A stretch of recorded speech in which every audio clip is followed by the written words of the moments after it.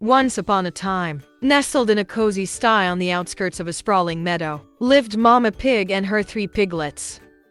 Peter, the eldest, was a thoughtful creature with a head for details and a knack for fixing broken things. Penelope, the middle child, was a born artist with a love for all things beautiful and a talent for turning twigs into whimsical sculptures.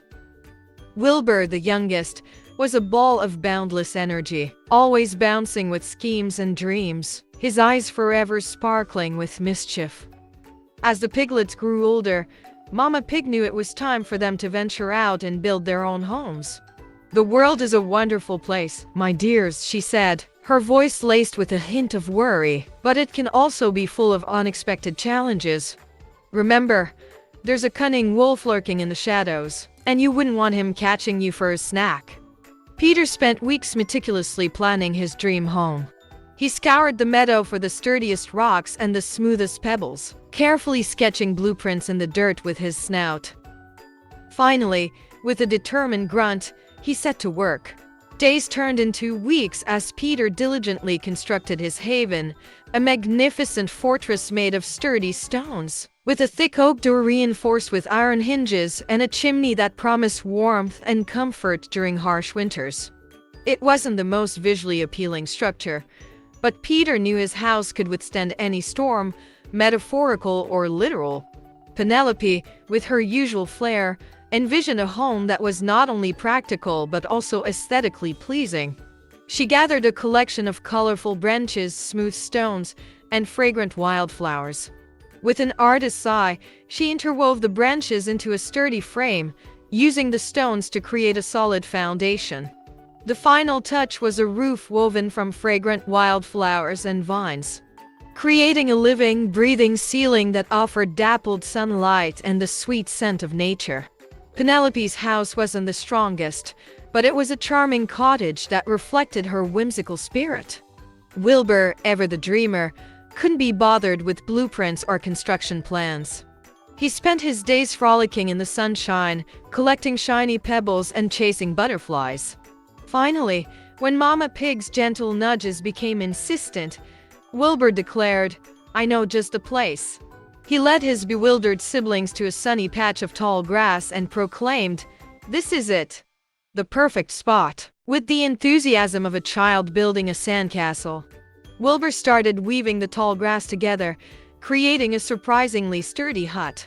It wasn't much to look at, but Wilbur, ever optimistic, declared it the most comfortable dwelling in the meadow.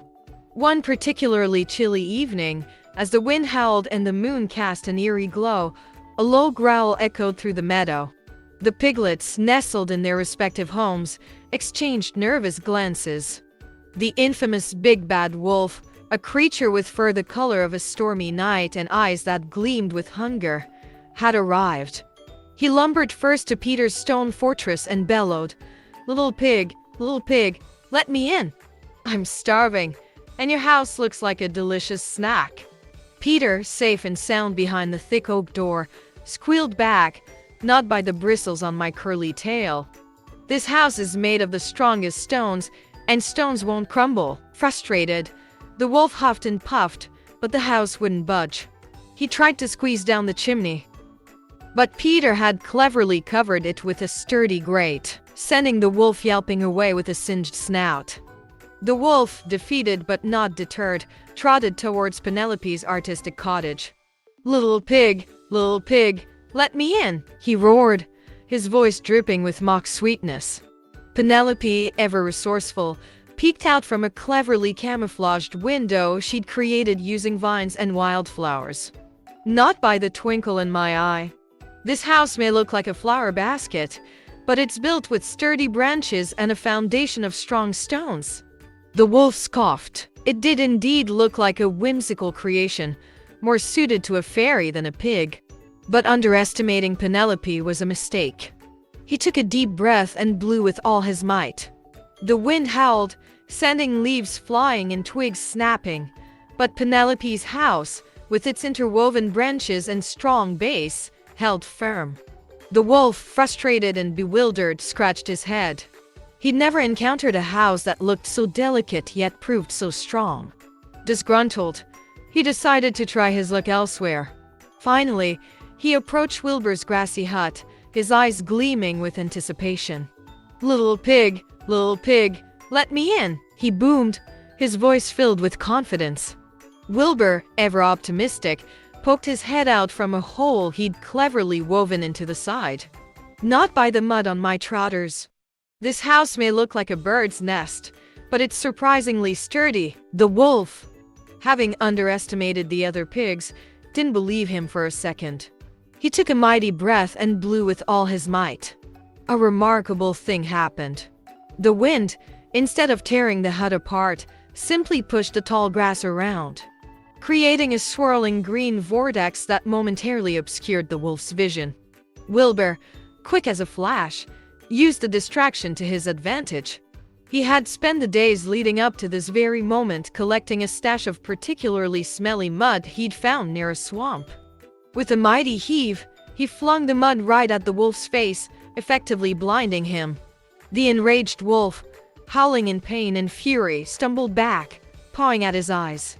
Wilbur, seizing the opportunity, yelled, "Help! Help! The wolf is here!" His cries echoed through the meadow, reaching the ears of his siblings. Peter, ever the protector, flung open his sturdy door and charged out, brandishing a heavy rock he'd kept hidden for such an occasion. Penelope, her artistic spirit now fueled by a fierce desire to protect her home, grabbed a long, sturdy branch and ran out to join her brothers. The sight that greeted the wolf was not what he'd expected. 3 determined pigs, no longer scared little creatures, stood united against him.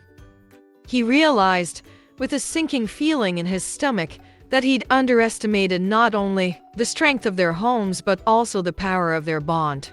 With a whimper, the big bad wolf turned tail and fled into the night, his dreams of a pork dinner vanishing in the distance.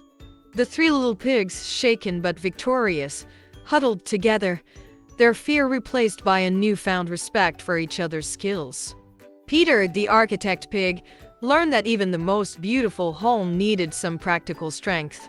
Penelope, the artistic pig, understood that creativity could be combined with sturdiness.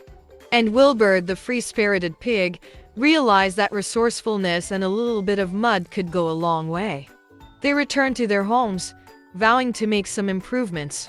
Peter added some colorful wildflowers to his fortress, making it more aesthetically pleasing. Penelope strengthened the foundation of her cottage with additional stones, ensuring its longevity. And Wilbur, with the help of his siblings, built a new, sturdier hut using woven branches and mud. A reminder of his quick thinking and the importance of being prepared. The story of the 3 little pigs became a legend, a reminder that true strength isn't just about the materials used to build a home, but also about the courage, resourcefulness, and the power of family. It taught young pigs and maybe even some wolves that underestimating someone because of their appearance or their seemingly carefree nature could lead to a very unpleasant surprise.